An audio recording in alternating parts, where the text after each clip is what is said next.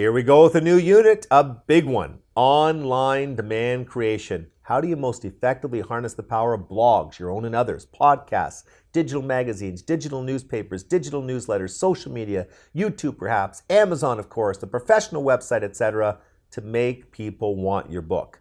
Sounds exciting and intimidating all at once, doesn't it?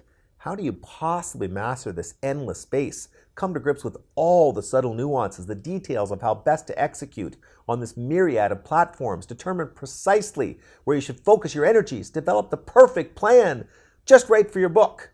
You don't. You kind of develop a plan, but it shouldn't be too precise. Then you start trying stuff, experimenting with stuff, testing stuff, modifying stuff, and then trying the stuff again. But how?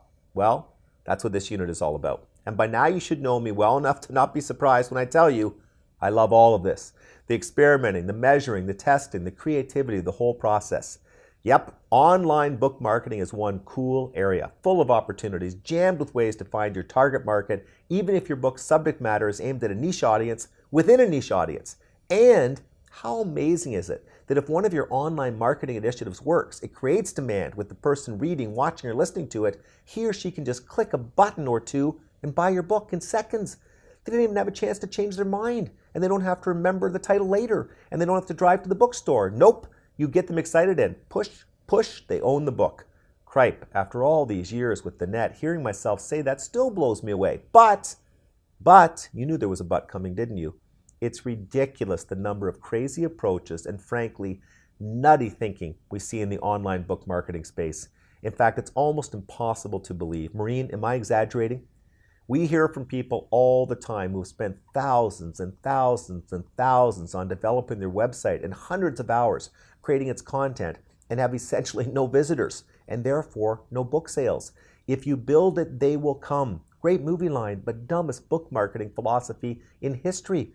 Plus, Maureen, how many calls do we get from despondent authors because they have written a book and their plan was to build a following through their social media efforts and or through writing a blog and or through making comments on chat rooms and then to sell their followers the book, but after a year they have 1,275 followers and 61 copies sold.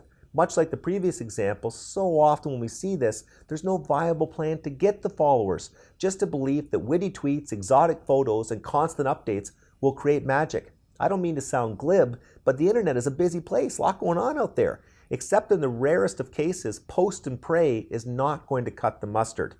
But the flip side here is fascinating too. We also hear from a few authors who do indeed have incredibly detailed, multi-pronged plans to gain followers, usually involving spending pretty big bucks and a lot of time. Some of the plans even work. But man, if they put the same dollars and time into directly creating demand for their book, they would almost always be much further ahead.